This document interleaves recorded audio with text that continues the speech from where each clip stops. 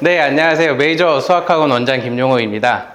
오늘 이렇게 귀한 토요일 시간에 이렇게 참석해 주셔서 정말 감사하다는 말씀 한 번 더 드리고 알찬 내용으로 성심성의껏 많은 정보 잘 전달해 드리도록 하겠습니다. 오늘 이제 제가 알려드릴 내용은 원촌중학교 시험에서 100점을 받기 위해서는 좀 어떻게 하면 좀 더 좋을지 그거에 대해서 공부 방법을 좀 더 알려드리려고 합니다. 그래서 제 소개 잠깐 간단하게 넣었는데 저 이제 고려대 수학과 졸업해서 이제 졸업하면서부터 계속 또 강동, 송파, 분당에서 계속 학원 여러 군데 있었고요. 그 다음에 여기 반포 메이저 수학학원에서 한 지 이제 한 1년 반, 2년째 되어 가고 있습니다. 잠깐 제 자랑인데 그동안 제가 쭉 했던 설명해 드린데 되게 코로나 전에 이렇게 엄청 많이들 많이 보셨는데 코로나 때 이후로는 이제 녹화본으로 되게 많이들 많이 보시는 것 같아요. 그래서 이제 많이 좀 완화되고도 했으니까 점점 이렇게 많이 좀 설명회를 활성화되면 정말 좋을 것 같아요. 그래서 이건 간단하게 광고인데 그냥 저희 끝나고 나면 밴드 공지 초대 한 번 더 드릴 건데 밴드에서 보시면은 전단지나 문자보다도 더 빠르게 보실 수 있어서 관심 있으시면 여기 가입해 주시면 감사합니다. 이제 바로 오늘 시작할 건데요. 첫 번째 당연하겠지만 원촌중학교를 좀 더 잘 알아야지만 시험을 잘 대비할 수 있기 때문에 원촌중학교를 좀 더 자세하게 알아볼 거고요. 그 다음에 원촌중학교에 대한 시험 특징과 그런 특징을 저희 학원 메이저에서는 어떻게 100점을 만드는지에 대해서 알려드리도록 하겠습니다. 마지막으로 수학 공부에 대한 많은 질문 받았던 걸 좀 더 요약해서 알려드리는 시간을 갖도록 할게요. 첫 번째 원촌중학교의 학생 현황이에요. 원촌중학교 같은 경우는 1학년, 2학년, 3학년 다 12개 반으로 한 400명 정도 내외로 각각 학년이 구성되어 있습니다. 보통 400명 정도면 되게 학생 수가 되게 많은 학교에 되게 속해요. 보통 한 300에서 350명 정도가 되고 400명이 되면 되게 학생 수가 정말 많은 학교다라고 보시면 될 것 같아요.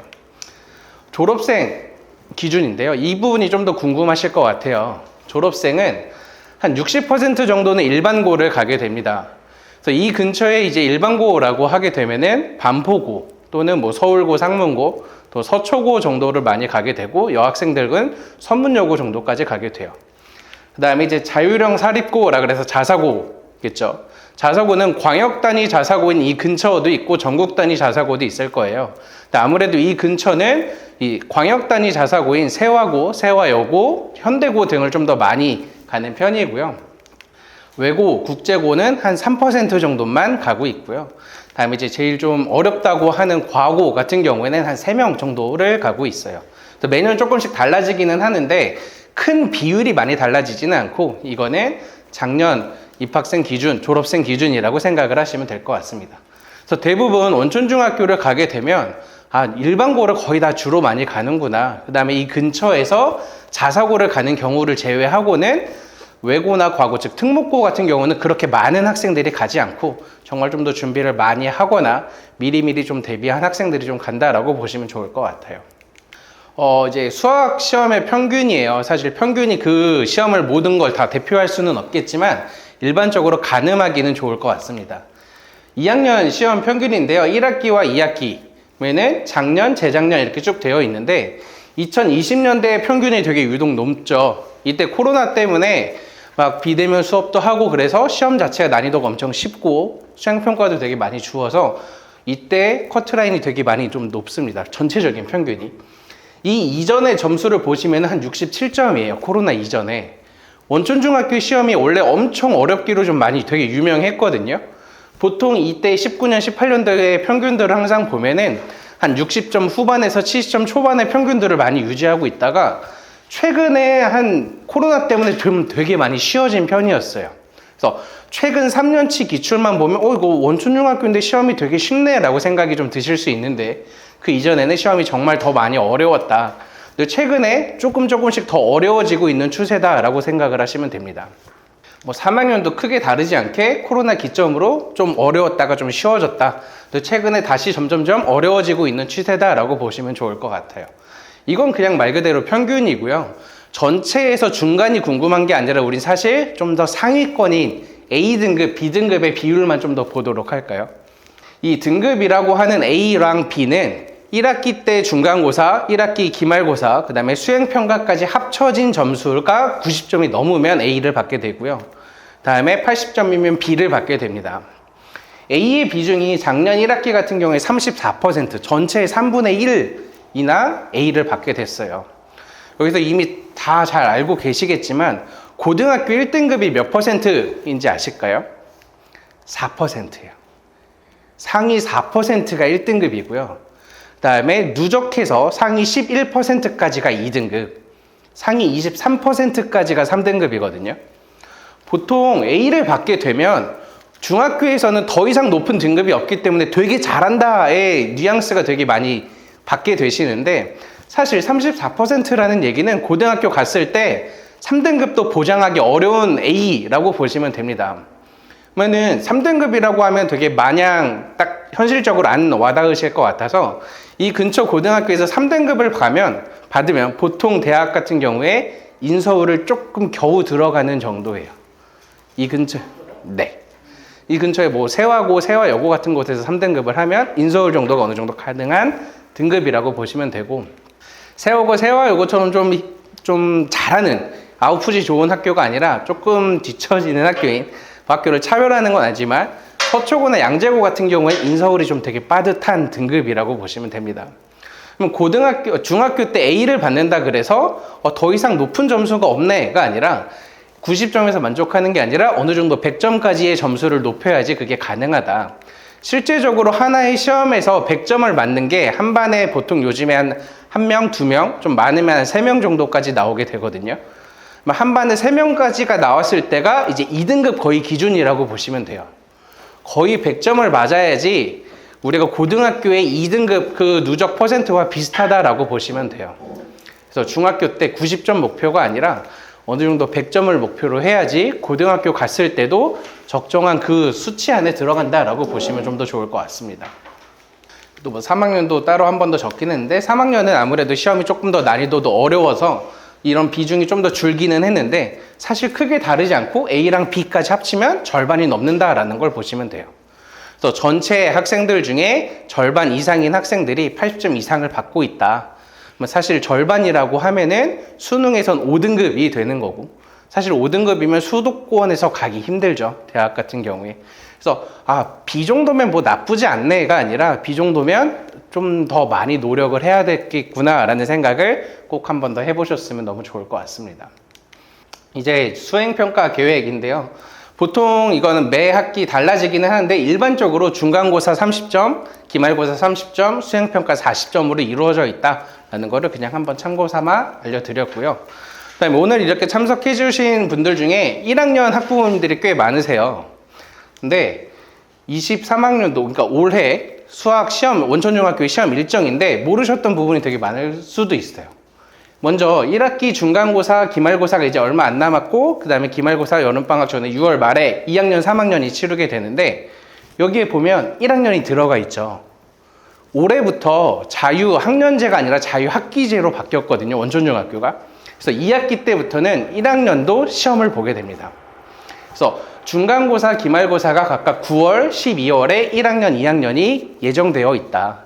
그래서 보통 우리가 2학년 때가 중학교 첫 시험을 봤다라고 생각한 지 벌써 엄청 시간이 오래 지나서 1학년 때야 뭐 계속 선행 나가고 진도 나가고 현행 열심히 다지면 되겠구나 에서만 많이 생각을 하고 계셨을 텐데, 이제 시험이 사실 앞으로 다가오고 있으니까 이거에 대한 대비도 꼭 철저히 해야 된다라는 거 한 번 더 말씀을 드리고요. 3학년 같은 경우에는 고등학교 입시 원서 쓰기 전에 내신이 완료돼야 돼서 2학기 땐 한 번만 본다라는 것만 참고하시면 좋을 것 같아요. 그래서 원천중학교에 대해서 이렇게 좀 간단하게 알아봤고, 뭐 이 실제적으로 가장 제일 중요한 원천중학교의 좀 시험에 대해서 좀 더 알려드리도록 할게요. 원천중학교 시험은 많이 어렵다. 이게 사실 제가 제일 하고 싶은 말이에요. 중학교 시험 치고 되게 많이 엄청 어려운 편입니다. 코로나 이전의 문제 기출을 보면 정말 많이 어려워요. 제가 이제 수학을 되게 가르친 지도 한 15년 이상 오래됐는데, 이거를 풀면은 이거 중학생들이 사실상 풀기 되게 어렵겠는데 라는 생각이 되게 많이 듭니다. 보통 학교의 시험이 45분 동안 풀어야 되고요. 서논술 문제가 보통 한 2문제 정도가 있어요. 그러면 2문제의 서논술 보니까 풀이 과정을 좀 더 자세하게 적고 OMR 카드까지 옮겨가는 과정을 하면 현실적으로 보통 객관식 문제가 한 19문제, 20문제 정도가 출제되는데 30분 안에 풀어야 돼요. 뭐 20문제에 30분이라는 건 한 문제 한 1분 30초 안에 빠르게 풀어야 되거든요. 현실적으로 되게 많이 어려워요. 앞에 쉬운 문제들이야 당연히 금방금방 넘어갈 수 있는데 어려운 문제들이 되게 많이 어렵다. 그래서 원천중학교 시험은 시간이 부족한 경우가 정말 많습니다. 이게 그냥 공부만 했을 때랑 시험 봤을 때랑 점수에 괴리가 생기는 이유가 시간 부족에서 나오는 경우가 제일 많죠. 보통 숙제를 하는 경우를 생각을 해보면 그냥 내가 다 풀어야지만 생각을 하지 몇 분 안에 몇 문제를 어떻게 풀어야겠지라는 대비를 전혀 하지 않죠. 그래서 원천중학교 시험 같은 경우도 지금 뭐 1학년, 2학년인 학생도 기출문제를 주었을 때 뭐 1시간, 1시간 반을 시간을 되게 넉넉하게 주면 점수가 되게 잘 나와요. 근데 이거를 20문제 30분 안에 풀래? 그러면은 뒤에 막 한 장을 다 통으로 못 푸는 학생들도 꽤나 많이 생기거든요. 그래서 우리 시험이라는 거는 사실 내가 아냐 모르냐도 되게 중요하지만 시간 안에 그걸 정확하게 내가 다 쏟아낼 수 있는 평가의 요령이 좀 더 많이 필요하다. 그래서 시험을 하기 위해선 이 시간 부족에 대처를 꼭 해야 된다라는 걸 한 번 더 말씀을 드릴게요. 근데 이 시간이 부족한 이유 자체가 사실 계산이 되게 많아서 그래요. 이 계산이 많은 이유가 중학교의 시험의 심화 문제 같은 경우는 사실 어떤 식으로 많이 출제가 되냐면요. 중학교 2학년의 심화 문제는 중학교 3학년의 과정의 문제를 좀 끌어다 쓰는 경우가 되게 많습니다. 중학교의 3학년 심화 문제라고 하는 것도 고등수학 상에서 끌어다 쓰는 개념들이 되게 많아요. 그러면 분명히 중학교 3학년 때는 심화 문제라고 나왔는데 이걸 고등수학 상을 하고 나면 그냥 되게 기본 문제 같은 경우거든요. 근데 고등수학 상을 전혀 하지 않은 상태에서 중학교 3학년이 풀면 당연히 풀리기는 해요. 근데 돌아가는 과정, 그런 과정에 계산이 되게 많이 들어가기 때문에 시간이 엄청 더 많이 오래 걸린다라는 얘기입니다. 그 이유 자체가 중학교는 사실 내용이 그렇게까지 어려운 내용이 많이 없어요. 그래서 심화라고 할 게 문제 출제하기가 많이 어려워서 그 다음 과정까지 좀 더 억지로 끌어다 쓰는 과정, 그거를 문제를 내기 때문에 계산이 더 많이 필요하다라고 보시면 좋을 것 같아요. 그래서 계산이 정확하게 푸는 게 정말 많이 중요하다. 그 다음에 좀 선행을 좀 많이 했다라는 친구들 같은 경우에는 중학교 기출문제 같은 경우 풀면 한번 다 풀고 우리가 검산을 하려고 해요. 근데 실제적으로 사실 검산할 시간이 정말 없거든요. 현실적으로 30분 안에 20문제 풀기도 힘든데 내가 다 풀고 정확히 제대로 풀었는지 검산을 해야지라고 생각하는 건 되게 욕심이에요. 그래서 한 번에 정확하게 푸는 계산 중요도가 정말 많이 필요하다라는 걸 한 번 더 강조 드릴게요. 다음에 개념이나 정의가 중요하다. 그러니까 이거는 너무 수학에선 되게 당연한 얘기 같은데 수학 공부가 아니라 시험에서도 개념과 정의가 되게 중요해요. 최근에 한 4, 5년 정도까지의 최근 기출들을 계속 보면 개념과 정의 자체를 묻는 문제가 나오고 있거든요. 그래서 뭐 1번과 2번 같은 경우에서도 뭐 제곱근의 뜻은 이런 식으로도 나오고요. 뭐 유한소수의 성질로 맞는 것은 이런 식으로 2학년 문제에서도 되게 많이 나와요. 그래서 보통 그냥 일반 시중에서 나오는 쌤 같은 문제집을 많이 풀 텐데 그런 문제집은 사실 이런 문제가 별로 없어요. 그래서 개념 자체를 내가 한 번 더 정리해보고 백지노트에도 한 번 더 적어보는 등 개념 정의가 되게 중요하다라는 걸 한 번 더 말씀을 드릴게요. 그 다음에 시험 요령에서는 보면은 이게 되게 엄청 중요합니다. 난이도 순 배열이 아니에요. 이거를 준비를 안 하고 우리가 학생이 시험을 보면 첫 번째 장 1, 2, 3, 4번까지는 되게 잘 풀리고 두 번째 페이지 넘겨서 5번, 6번에서 막혀요. 지금까지 한 최근 3년 동안에 항상 그래왔거든요. 5번, 6번에서의 난이도가 뒤에 나오는 한 15번, 16번보다 훨씬 더 어렵게 일부러 그렇게 배치를 하는 것 같아요. 학생들의 이런 거에 머릿속에 있지 않은 상태에서 시험을 보게 되면 나 5번인데 벌써 모르는 게 생겼나 하면서 멘탈이 엄청 흔들리고 그 뒤에 다 막 백지 상태가 되면서 많이 틀리게 돼요. 이 부분을 충분히 인지를 좀 많이 시켜야 됩니다. 특히 두 번째 페이지에서 좀 어려운 게 되게 많이 출제를 일부러 하고 있기 때문에 난이도 순 배열이 항상 대부분 문제집에서도 그렇게 많이 되어 있지만 그렇게 되어 있지 않는 문제도 연습을 좀 많이 해야 된다. 이걸 학생들한테 충분히 좀 인지를 많이 시키고 시험 푸는 요령 같은 경우로 한 문제에서 뭐 한 1분, 2분 이상의 아예 손도 못 대는 문제라면 과감히 넘어가고 스킵하고 풀어야 된다라는 이런 요령 연습을 좀 많이 시켜야 됩니다. 그 다음에 원천중학교 시험은 사실 학교 프린트가 엄청나게 중요합니다. 학교 프린트에서 제 체감상 한 5, 60%는 비슷하게 나와요. 그러니까 사실 수학이 어떤 거는 안 비슷하냐라고 하면은 되게 웃기기는 하지만 되게 비슷한 문제들이 많이 출제되고 숫자만 바꿔서도 출제되는 경우가 되게 많습니다. 한 50에서 60% 문제들이 비슷하게 나오기는 하는데 사실 그 5, 60% 문제가 마지막 어려운 최상위 문제, 막 A랑 B를 가르는 문제가 아니라 어느 정도 주는 문제로 되게 많이 나와요. 근데 프린트 자체의 난이도가 꽤나 높거든요. 근데 프린트 대비를 충분히 해놓지 않으면 주는 문제라고 출제를 했는데 그 문제에서부터 막히는 경우가 많이 생기고 그 문제가 많이 막히면 이제 제일 어렵다 그러는 한 두세 문제는 많이 틀리게 되겠죠. 그래서 이런 원천중학교의 시험 프린트 같은 경우는 저도 학생들 직접 가르치고 내신 대비할 때 보통 한 5번 정도까지 많이 반복을 해요. 보통 프린트 같은 경우 한 13, 14장 정도를 주거든요. 한 학기 중간고사 이렇게 대비할 때. 그러면 그렇게 계속 많이 반복을 하면서 사실 시험 요령처럼 이 문제 딱 보자마자 아 이거 이렇게 풀어야겠다라고 바로 생각을 하고 시험을 계산을 들어가야지 시간이 절대 부족하지 않고 그래야지 주는 문제 맞추고 어려운 문제에서 시간을 좀 더 배정해서 풀 수 있다가 중요합니다. 어려운 문제, 심화 문제 같은 경우에 보통 한 두세 문제가 출제가 됩니다. 그래서 서술형은 대부분 쉽게 나오는 경우가 많아요. 그래서 서술형 같은 경우가 어렵게 심화 문제 나오는 경우는 최근에 거의 없었고요. 객관식에서 어렵게 나오는 경우가 제일 많았습니다. 그래서 보통 아까 말했듯이 한 5, 6번 중에서 한 문제, 이제 마지막 한 19번, 20번 중에서 한 문제 정도가 제일 어렵게 나오는 경우가 가장 많았고요. 이렇게 어려운 문제는 아까도 한 번 더 말씀드렸다시피 2학년 시험이면 3학년의 내용을 조금 가져다 쓴 문제, 그 다음에 3학년 시험이면 고등학교 1학년 문제를 좀 더 가져다 쓴 문제들이 심화 문제로 좀 더 많이 출제가 됩니다. 그래서 이렇게 우리가 심화 문제를 대비를 하려면 아까 말했듯이 선행을 조금 해놓으면 당연히 유리합니다. 근데 제가 지금 유리하다라고 말하고 필수가 아니라고 말씀을 드린 것 이유 자체가 선행을 하면 당연히 좋아요. 당연히 좋은데 꼭 필수는 아니라고 저는 생각을 합니다. 그래서 선행을 하는 게 어떤 식으로 당연히 해야 되냐면 현행이 밀리지 않고 현행의 성취도가 완성이 되어 있는 상태에서 선행을 나가야 되는 게 너무나도 중요해요. 근데 선행을 한다고 열심히 했는데 기본적으로 막 주는 문제 프린트처럼 비슷하게 나오는 문제도 틀려버리면 되게 아무 의미가 없어요.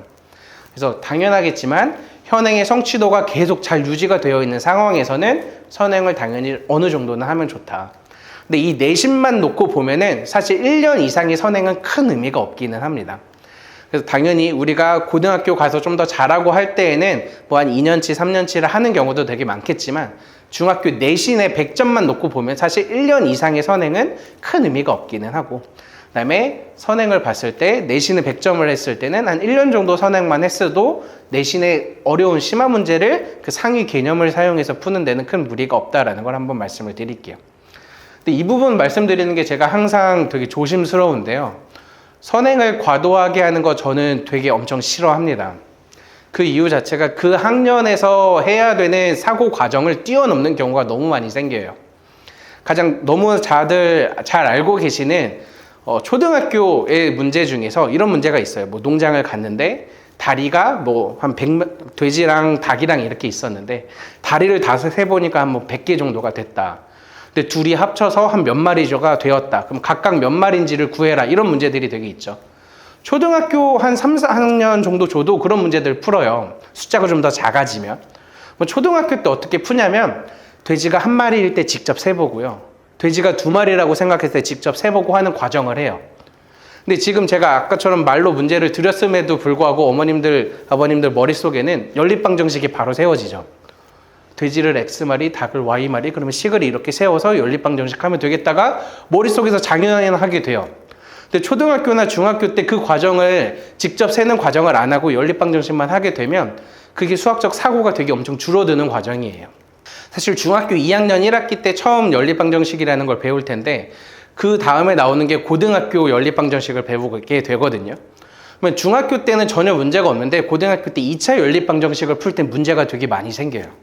분명히 그 과정을 염두에 두고 초등학교 때 했던 그런 수학적 사고랑 중학교 때 이루어졌던 연산, 계산 과정이 합쳐진 게 고등에서 2차 연립방정식 등을 많이 할 텐데 그냥 계산만 하다 보면 고등학교 때 가서 이거 계산이 안 돼요.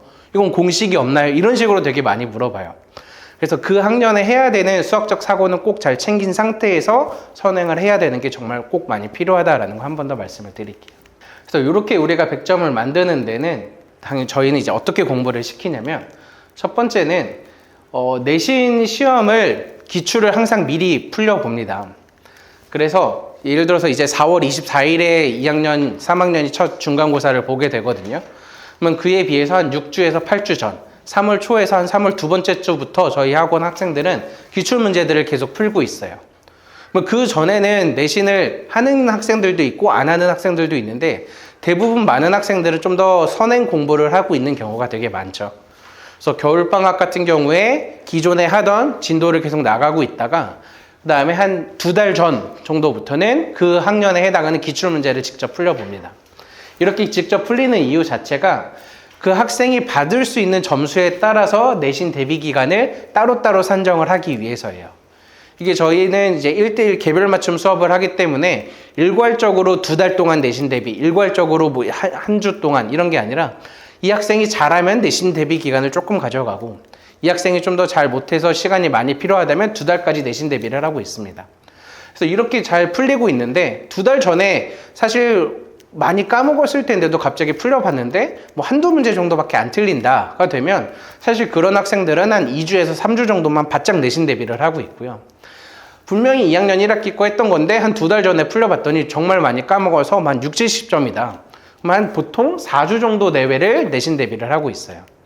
한 2달 전에 풀려봤는데 한 50점 정도밖에 안 되거나 더 많이 이하다 그러면 정말 그 순간부터 이제 진도 그냥 딱 멈추고 바로 내신 대비를 많이 하고 있습니다.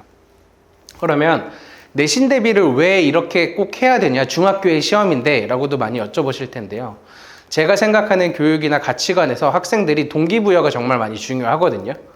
왜 공부를 해야 되는 건지 학생 스스로 인지를 해야지 되는 건데 그 공부를 하는 동기의 가장 큰 이유 자체가 사실 잘난 척이에요. 내가 공부해서 잘 된 걸 알겠고 내가 남들보다 조금 더 잘하는 거를 인지했을 때 그 학생들은 거기서 재미를 사실 느껴요. 문제 하나를 풀었을 때 이 개념이 정말 재밌다 이걸 느끼는 게 아니라 내가 되게 힘든 과정을 공부했음에도 불구하고 이걸 내가 맞췄네라는 성취감, 그걸 남들한테 좀 더 알려주고 친구가 물어봤을 때 내가 이 문제를 알려줄 수 있을 때 그런 데에서 오는 재미, 그런 게 사실 동기부여가 되게 많이 되거든요. 근데 그렇게 동기부여를 하기 위해선 시험 점수가 정말 많이 중요합니다. 그래서 시험을 객관적인 시험 점수를 받았을 때 내가 높은 점수를 받고 내가 자신감을 생기면 그걸 바탕으로 점점 탄력을 받아서 점점 더 열심히 공부를 하게 되는 게 일반적인 중학생들이 보이는 모습이에요. 그래서 사실 뭐 특목고를 가는 경우가 아니면 중학교 내신이 크게 필요가 없음에도 한 달 정도를 투자해서 이렇게 내신 대비를 하는 이유가 이거예요. 그래서 중간고사 한 달 정도 대비를 하고 나면 중간고사 끝나고 나서 다시 또 선행 진도를 나가는데 열심히 할 수 있는 원동력이 된다라고 저는 꼭 생각을 합니다. 그다음에 학생별로 목표 점수 설정을 하는 게 정말 많이 꼭 필요해요. 목표 점수가 없으면은 아까 말했듯이 동기부여가 사실 안 되거든요. 목표 점수를 잘 설정을 하고 그 목표를 정말 열심히 내가 노력했을 때 달성할 수 있으면 그 학생은 정말 재미를 거기서부터 좀 더 느끼기 시작을 한다라고 저는 많이 경험을 했어요.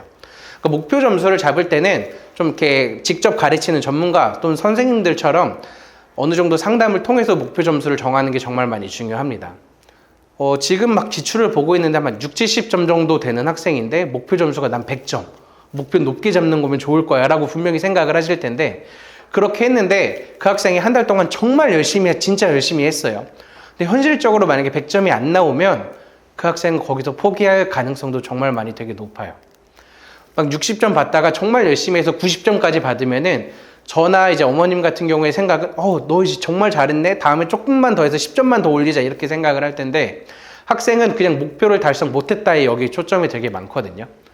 그래서 진짜 열심히 했을 때 달성 가능할 만한 점수를 목표를 잡아 주어야지 그 목표를 했을 때 성취감이 되게 많이 높아져서 그 다음 점수를 받을 수 있고 그 다음 높은 점수를 설정할 수 있는데 훨씬 더 도움이 됩니다.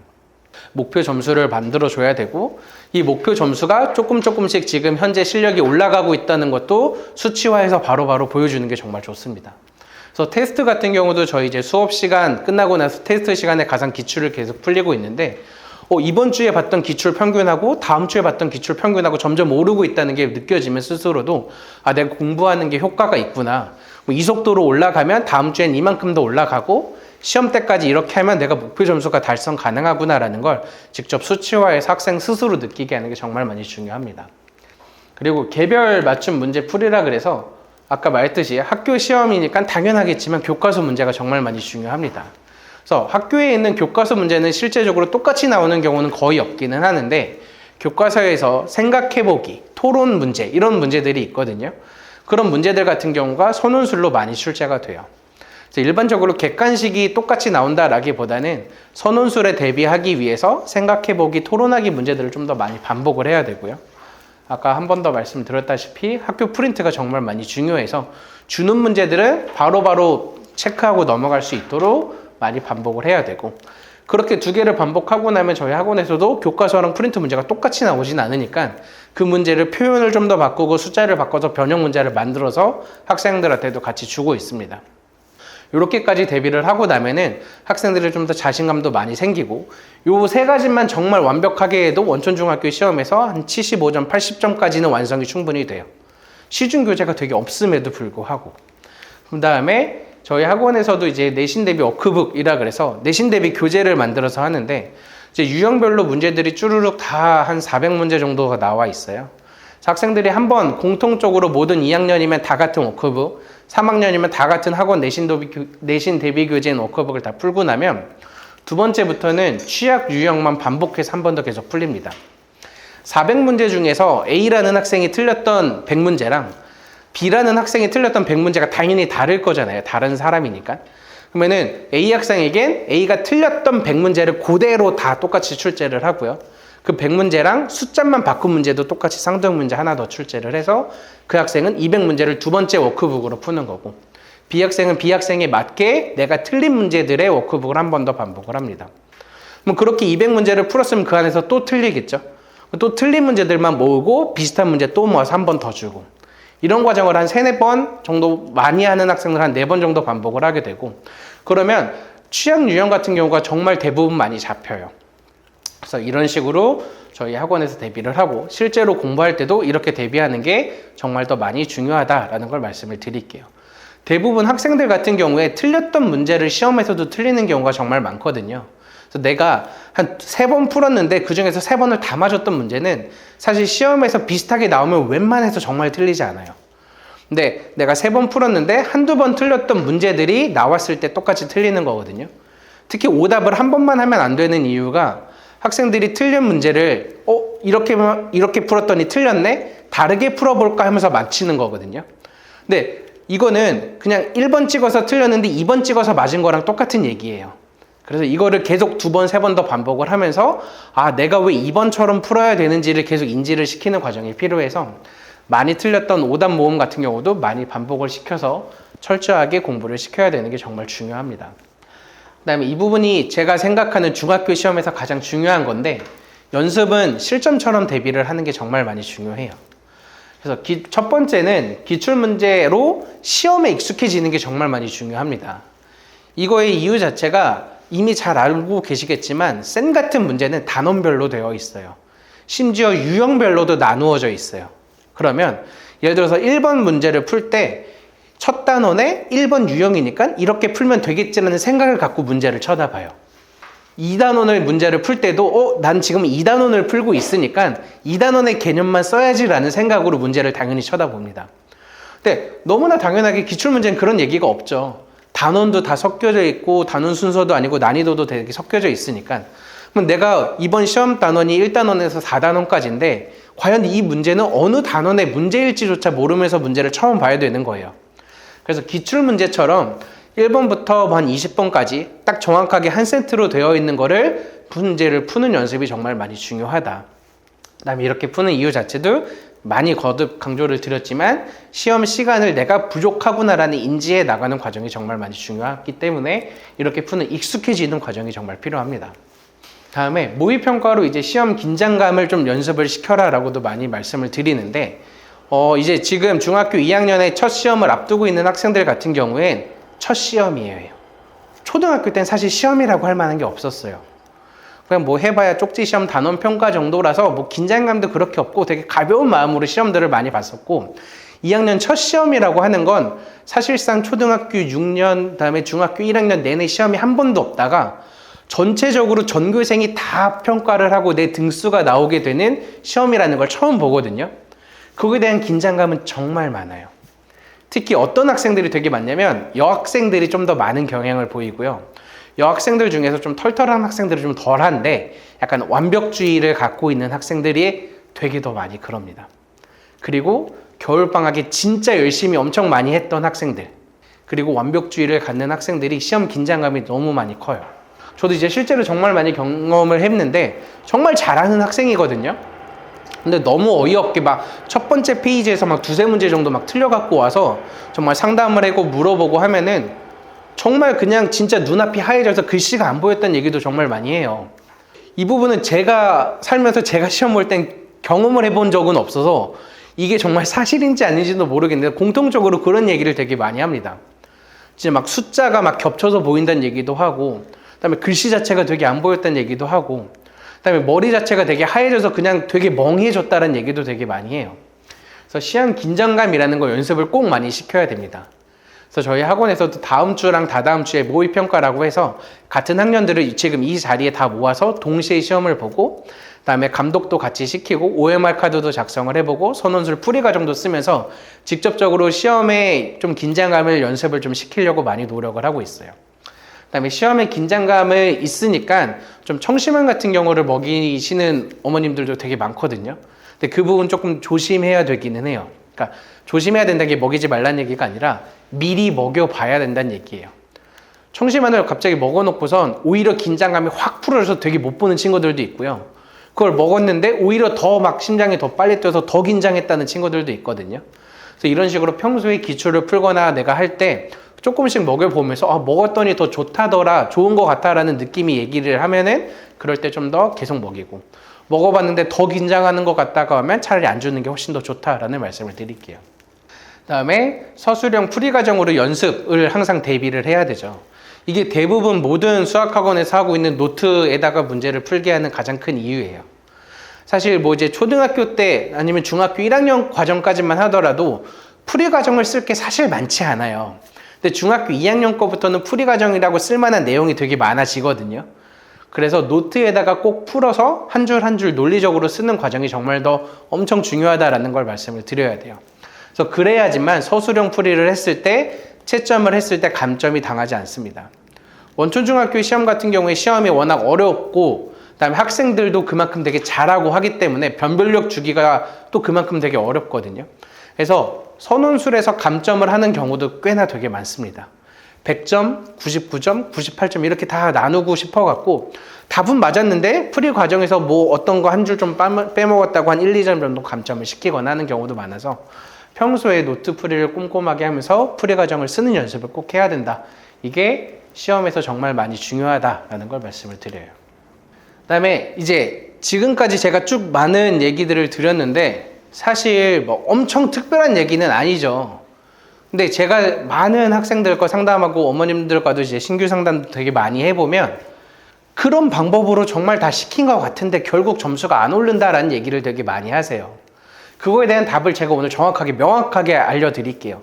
공부를 했는데 성적이 안 올라요. 교과서 중요한 것도 알겠고 프린트도 알겠고 뭐 어떤 문제들도 다 알겠고 다 한 것 같은데 안 나온다라는 말씀을 많이 하세요. 하나 좀 예시를 좀 더 볼까요?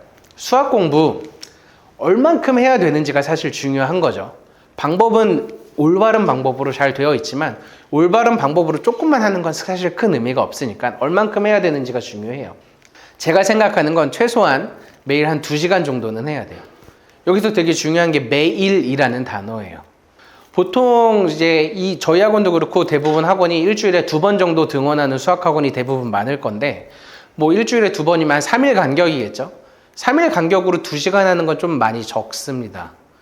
그래서 대부분 내가 진짜 상위권을 목표로 하고 최상위권 더 넘어가서 극상위권까지 가고 싶다라고 하면 정말 최소 매일 2시간은 꼬박꼬박 계속 많이 연습을 해야 됩니다. 물론 되게 당연히 쉽지 않아요. 엄청 어려워요.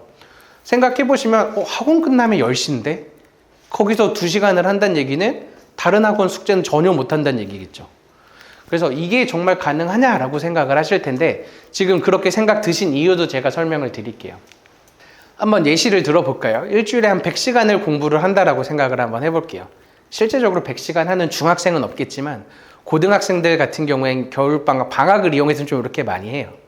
100시간을 공부를 할 건데 우리가 가장 크게 일단 시험 4과목을 본다라고 한번 해보죠. 수학, 국어, 영어, 과학을 본다. 아니면 과학에 아니면 사회 정도까지 같이 있다라고 생각을 해보면 어느 정도 시간 배분을 할 것 같으세요? 학생들한테 그냥 너 시험 과목 4과목이고 일주일에 100시간 하면은 몇 시간씩 공부할래? 라고 하면 90% 학생들이 이렇게 대답해요. 4과목이니까 25시간씩 똑같이 나누면 돼요. 당연하죠. 100 나누기 4니까. 아니면 조금 생각을 좀 더 하는 학생들 같은 경우에 영어랑 수학은 중요하고 주요 과목이니까 한 30씩 하고 나머지 조금 비중을 빼서 20씩 할게요 라는 얘기를 합니다. 이렇게 공부를 하면 너무나도 당연하겠지만 국어, 영어, 사회, 과학에 비해서 수학만 점수가 안 나와요. 그 이유는 수학의 시험 범위가 너무 다른 과목과 훨씬 차별이 다르게 훨씬 많기 때문이에요. 학습 양자체가 훨씬 많이 필요한 수학 과목이거든요. 제가 생각하는 건 절반은 수학 공부를 해야 돼요. 절반. 이게 정말 최소 기준이에요. 내가 전체 공부하는 시간에 절반은 수학을 해야지 다른 과목하고 비슷하게 밸런스가 유지가 돼요. 한번 지금 어머님들 생각해서 수학만 못했는데 라는 생각을 하시면 대부분 다 이렇게 공부를 했을 거예요. 일주일 7일, 하루 정도 쉬고 6일 동안 학원 가면 이틀. 국어 이틀, 수학 이틀, 뭐 아니면 영어 하루, 영어 이틀. 그럼 다 똑같이 이틀씩이니까 매일 다 똑같이 시간 배분을 하면 되겠구나. 그러면 당연하겠지만 수학만 너무 안 나와요. 그 이유가 당연히 수학에 대한 시험 범위는 위계적으로 누적이 되기 때문이에요.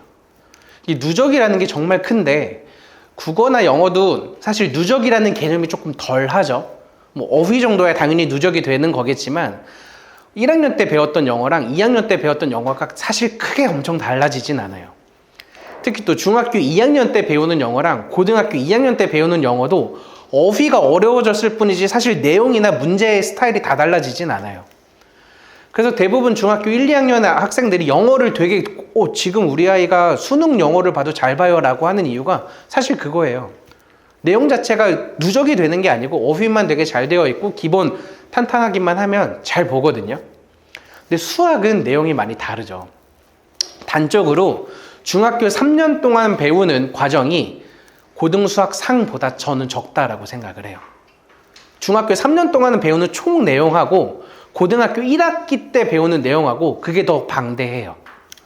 그다음에 고등학교 1학년 때 배우는 수학상, 수학하를 합친 게 수학 1 하나가 더 많아요. 수학 1과 수학 2를 합친 게 미적 1 하나가 더 많아요. 미적분이라는 건 고등학교 3학년 때 배우는 건데 어마어마하죠. 중학교 2학년 때 내가 이만큼 했던 거에 훨씬 더 몇 배보다 많아요. 그만큼 계속 누적을 해 나가야 되고 누적을 해 나가는 과정에서 중학교 2학년께 구멍이 있다거나 수학 1이 구멍이 있다거나 하면 나중에 당연히 티가 나고 공부를 계속 못하게 됩니다.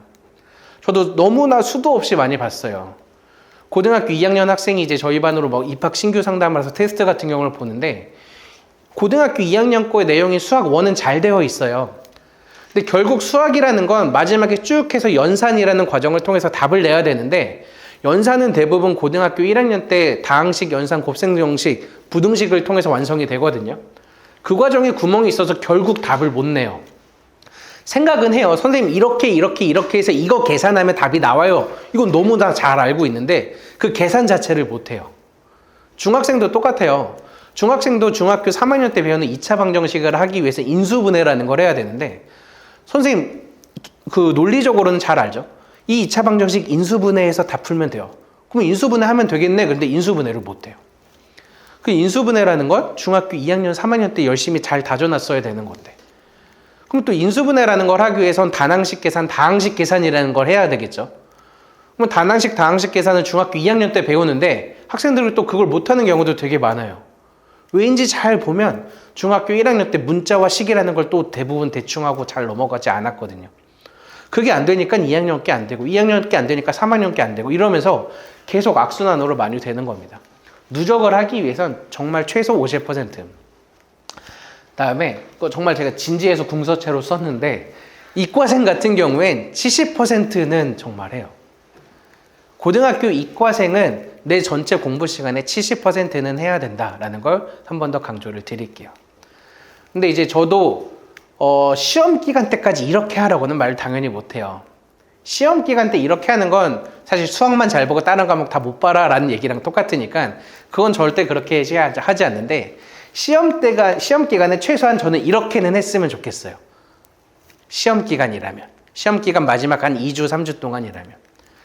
이렇게 공부해도 되나요? 라고 생각을 하실 텐데, 제가 너무 많이 경험을 한 게, 어머님들한테 연락이 와요. 시험 기간 한 2, 3주 정도 전이면, 지금까지 수학 열심히 했으니까 2, 3주 동안은 숙제 내주지 말아주세요. 다른 과목 해야 되거든요.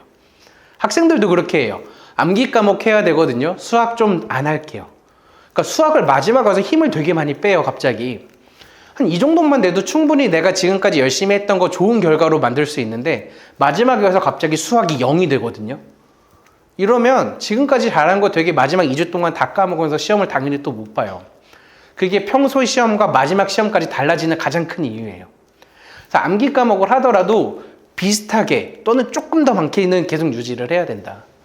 시험 기간인 한 달을 제외하고는 적어도 절반, 정말 많으면 한 60, 70%까지는 수학에 시간 할애를 해야지 기본적인 고등학교 쭉 커리큘럼을 다 따라 나갈 수 있는 그런 공부 합승량이 됩니다. 너무나도 되게 중요해요. 그래서 수학이라는 건 되게 적당히 하면 안 돼요. 적당히. 그냥 적당히 하면 적당히 나오겠지라는 생각을 하는데, 적당히 하면 전혀 나오지 않아요, 성과가. 그래서 되게 압도적인 학습량으로 정말 공부를 많이 하는 게 수학에선 꼭 필수다라는 걸 한 번 더 말씀을 드릴게요. 제가 잠깐 이제 거기 나와 있는 제가 드린 자료 잠깐 설명해 드리면, 학원 안내문이 되어 있어서 한번 잠깐 읽어보시면 되고, 그다음에 이제 뒤에 이제 비포로 인쇄가 되어 있는 중학교 2학년하고 3학년짜리 모의고사가 있을 거예요. 모의평가가. 저희가 이제 원천중학교 대상으로 좀 심혈을 기울여서 만든 1회씩이거든요. 그다음에 이제 2회, 3회는 다음 주 모의평가, 다다음 주 모의평가 토요일에 있어서 뒤에서 한 번 더 말씀드리는 일정에 맞춰서 가능하면 신청 한 번 더 해보시면 좋을 것 같고, 중학교 2, 3학년 학생들 있으면 한번 풀려보시면 정말 큰 도움이 될 거라고 저는 확신을 합니다. 그래서 그 문제에 대한 한번 풀어보고 답과 풀이 같은 경우에는 다음 주 중으로 저희 이제 홈페이지나 밴드를 통해서 공지해 드리도록 할게요. 그다음에 하나 더 그쪽에 이제 들어가 있는 이제 입학 테스트 신청서가 있는데, 현재 실력을 알고 싶으시면 저는 꼭 한번 적어보시기를 강력 추천합니다. 그러니까 입학을 안 해도 괜찮으니까 한번 테스트의 점검이라도 한번 해보시길 너무 추천을 해요. 테스트 같은 경우 이제 1시간 정도가 걸리고요. 이 테스트는 한 학기의 전범위 과정으로 시험을 보게 되어 있거든요. 그래서 뭐 수학 3까지 우리가 진도를 나갔다라는 학생인데, 수학상을 너무 아무것도 모르는 것 같다 그러면 차라리 3학년 1학기 거를 테스트 보는 게 더 중요합니다. 수학학원의 테스트가 너무 과도하게 어렵다라는 얘기를 너무 많이 들었어요. 그거 자체가 사실 학원에서 겁주기 위해서죠. 너네 지금 수학상 했다는데 점수 이거밖에 안 나와. 그 이유 자체는 시험 난이도 자체가 엄청 어렵거든요. 근데 저희 학원 그렇게까지 엄청 어렵지 않습니다. 왜냐면 그 학습 컨설팅을 하기 위해서거든요. 저희 학원 개별 수업을 하고 있으니까 이 학생이 지금 어떤 과정을 배워야지 가장 필요하다라는 걸 파악을 해야지 수업이 가능하죠. 그 파악을 하려면 사실 이 학생이 맞은 문제도 있고 틀린 문제도 있고, 틀린 문제들 중에서 풀었는데 틀린 문제도 있고 손도 못 든 문제도 있고, 이 스펙트럼이 되게 다양해야 돼요. 그래서 기본적으로 충분히 풀 수 있을 만한 난이도로 되게 많이 되어 있어서 지금까지 쭉 공부했던 과정들 한번 그냥 점검한다라는 생각으로 한번 신청해 주셔도 정말 좋을 것 같아요. 그래서 이렇게 1시간 정도 진행이 되고, 1시간 끝나고 나면 학생이랑 상담을 하고 그 이후에 어머님하고 이제 상담 일정을 잡거나 또는 전화로 상담을 드리고 있습니다. 잠깐 요거 이제 관심 있으시면 한번 적고 그냥 여기 자리에 두고 가시거나 뒤에 계신 학원 직원분한테 내고 가주시면 좋을 것 같아요. 그래서 제가 이제 Q&A라고 해서 잠깐 적었는데, 혹시 지금 내용까지 궁금하신 부분 잠깐 있을까요? 네, 없으실 줄 알았어요. 그래서 제가 뒤에 따로 자주 여쭤보시는 질문들을 좀 묶어놨습니다. 그래서 첫 번째는 이런 얘기를 정말 많이 들어요. 저 이제 벌써 10년 넘게 15년째 이제 학생들 하고 있으면 어머님들이 우리 아이 수학 머리가 있나요? 라는 얘기를 되게 많이 물어보세요. 수학 감각은 있나요? 먼저 이 질문에 대한 답만 하면 당연히 맞습니다.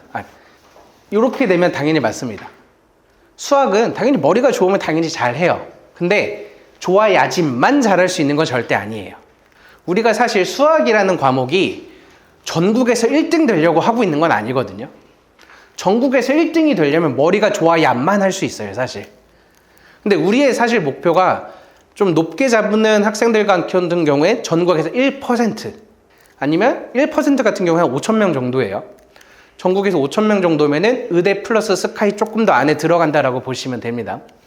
아니면 4% 정도까지가 이제 1등급 커트라인이죠. 그러면 보통 한 2만 명 정도 내외가 되고, 그러면은 인서울에서 좀 높은 학교들은 다 충분히 갈 만한 학교. 보통 이제 거기를 지금까지 생각하는 목표라고 많이 생각을 하는데, 그곳은 머리를 경쟁으로 하는 싸움이 아니라 엉덩이 힘으로 경쟁을 하는 곳이에요. 2등급, 3등급으로 갈수록 훨씬 더 그게 더 하고요. 그래서 머리가 좋아야만 잘할 수 있는 건 절대 아니다라는 생각을 꼭 합니다. 다음에 초등학교 이제 한 5, 6학년이나 중학교 1학년 학부모님들이 항상 하는 질문이 있어요. 중학교 1학년인데 우리 아이 대학 어디 갈 수 있을까요를 여쭤보세요. 6년 뒤의 일이거든요. 사실 저보고 점쟁이가 되라는 말이랑 거의 크게 다르지 않아요. 그래서 지금에서 6년 뒤는 이 학생이 어떻게 중간중간에 대비를 하고 열심히 하느냐에 따라서 천차만별이에요. 그래서 지금부터 그런 싹이 보이냐 아니냐에 판단하기엔 중학교 1학년 너무 많이 엄청 이릅니다. 그래서 보통은 제가 그렇게 질문을 하시면 거기는 판단하기 어렵고 숫자 감각이 조금 더 있다 없다 정도로 많이 말씀을 드려요. 그래서 초등학교 때 연산이라는 걸 좀 더 많이 하면서 숫자랑 친숙한 게 있거든요. 수학을 잘한다가 아니라. 그런 학생들 같은 경우 아무래도 좀 더 유리하게 공부를 하는 경우가 많습니다. 다음에 선행을 많이 나가면 시야가 넓어져서 수학 실력이 좋아진다라는 것도, 그래서 선행을 계속 많이 생각을 하시는 것 같아요. 주변 내 이웃 아들은 어디까지 했다는데, 내 친구 아들은 어디까지 했다는데 등등 비교가 엄청 많이 되면서 선행을 많이 하는데, 딱 단적으로 이 질문만 봐도 저는 당연히 세모라고 생각을 해요. 좋아지는 부분도 있지만 현행을 놓치거나 그 학년에서 꼭 익혀야 되는 수학적 도구나 수학적 사고를 빼버리고 하는 선행은 그냥 계산 연습이라고 밖에 생각을 하지 않습니다. 보통 제가 생각하는 선행은 2년에서 3년이라고 생각을 해요. 중학교 1학년 학생이다. 사실 진짜 잘하는 학생도 3년치 이상 선행을 하는 게 정말 많이 어려워요. 사실상 거의 불가능하다고 저는 생각을 하거든요. 중학교 지금 1학년이면은 고등학교 1학년 과정까지는 아슬아슬하게 겨우 하던가 말던가를 하는 방법이 거의 최선이라고 생각을 하고, 그 부분이 끝나면 만약에 고등학교 1학년 성취도도 너무 좋아요. 그러면 이제 그 다음 거를 잠깐 시켜보고 이해하면 넌 정말 뛰어나구나 하면서 계속 시키면 되겠지만 대부분 그렇지 않거든요. 그러면 선행 진도가 막히는, 그 머리가 막히는 순간이 왔을 때는 다시 현행으로 돌아와서 심화하는 걸 훨씬 더 추천드려요. 이건 학생마다 되게 다르겠죠. 중학교 1학년인데 3학년 거부터 이해를 되게 아직 못하고 있어. 너무 어려워요. 그러면 3학년 거 진도 나가는 게 아니라 1학년 거, 2학년 거의 심화로 다시 돌아오는 거고요. 1학년인데 고등학교 1학년 거까지는 잘했다. 근데 1학년 2학기 거에서 막힌다. 그러면 잠깐 선행 진도 멈춰놓고 학생의 머리가 좀 더 클 때까지 현행의 심화를 하는 게 훨씬 더 도움이 많이 됩니다. 선행을 많이 나가면이라는 거의 전제 조건이 지금 하고 있는 현재 과정이 빈 부분 없이 꼼꼼하게 되어 있다면 많이 나가면 당연히 좋아집니다.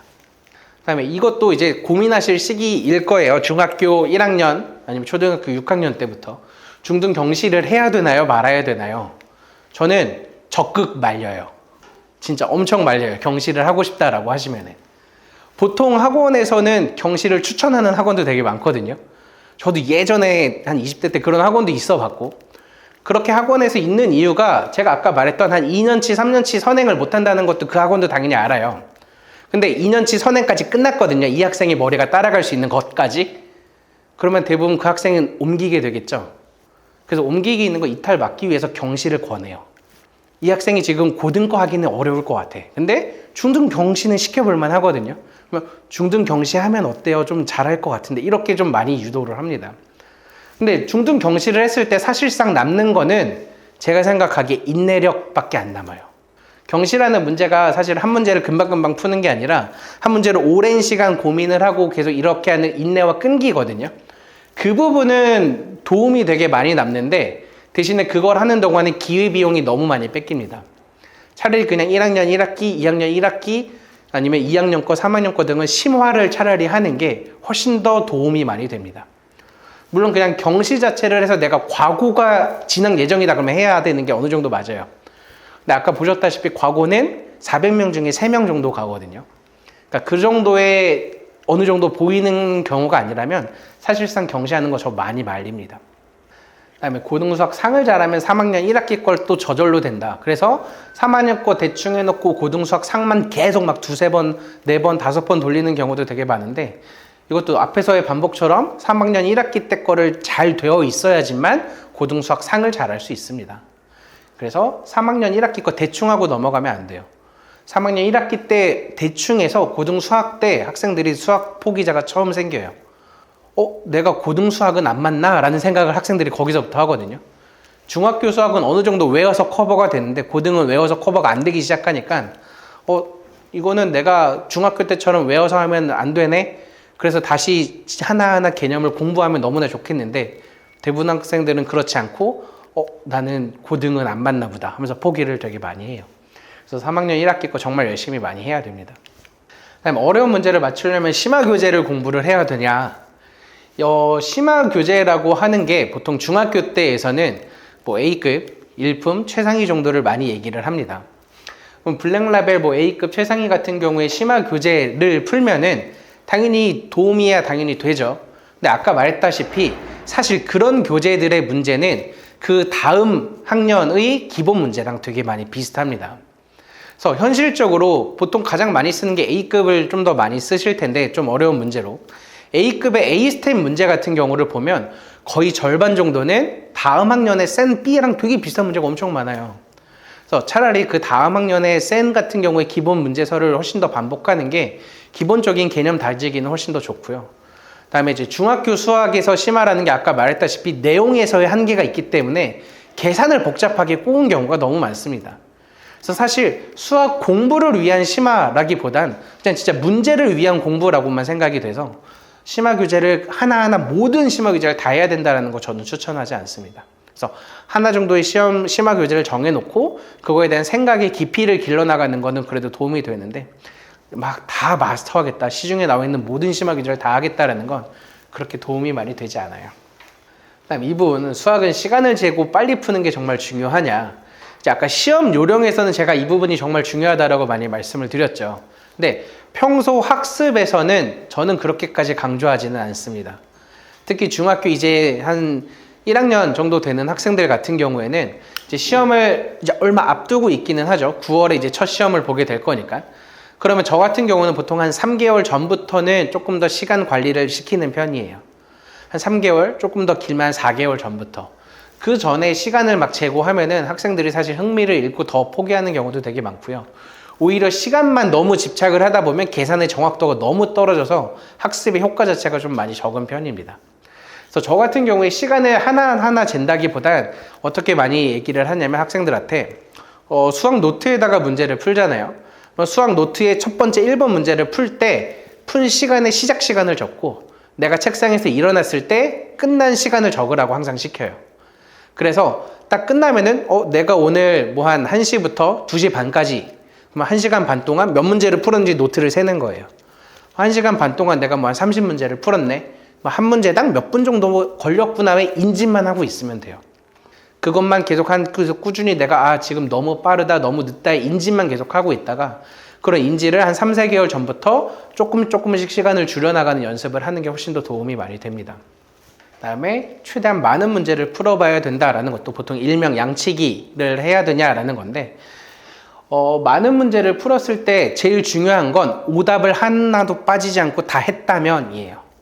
오답 문제가 저는 수학에서 제일 중요하다고 생각하거든요. 틀린 문제를 고치는 과정이.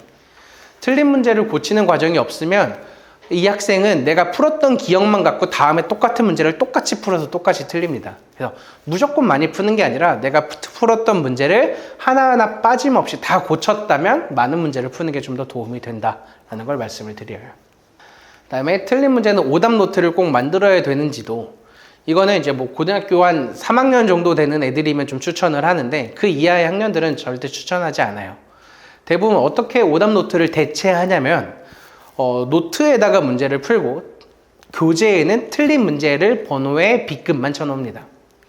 그래서 1번부터 10번까지의 책에는 틀린 문제만 체크가 되어 있는 거예요. 풀이 과정 하나도 없고 답 체크도 안 되어 있고 사실상 그냥 그 교재 자체가 자연스러운 오답 노트가 되겠죠.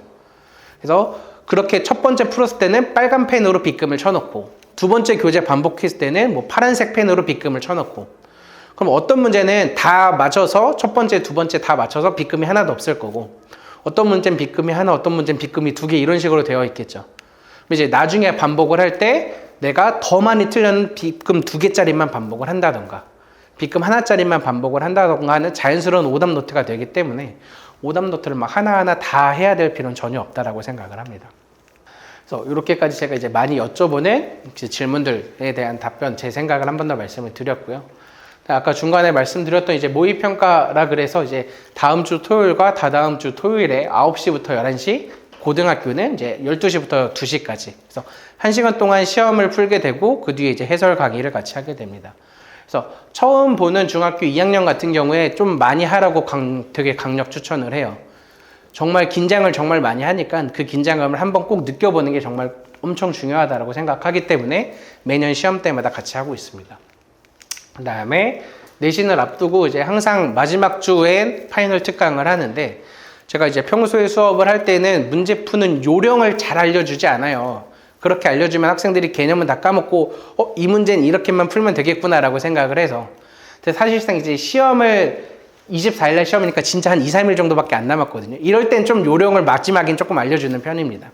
시간 관리 측면에서도. 그래서 그런 걸 같이 하는 파이널 특강도 좀 준비가 되어 있으니까 재원생, 비재원생 상관없이 학원으로 전화나 카톡 주셔서 신청하시면 같이 수강할 수 있습니다. 그래서 이렇게 저희가 이제 준비되어 있는 내신 프로그램까지 한 번 더 말씀을 드렸어요. 그래서 이제 Q&A로 이제 마지막 한 번 더 받을 건데, 혹시 질문 있으시면은 지금 같이 질문 주셔도 되고, 아니면 끝나고 이제 앞에 남으시거나 앞으로 잠깐 나오셔서 따로 개별적으로 질문 주셔도 됩니다. 혹시 질문 있으실까요? 네, 그러면 오늘 설명이 여기까지 마치겠습니다. 토요일 날 귀한 시간 내주셔서 정말 감사합니다.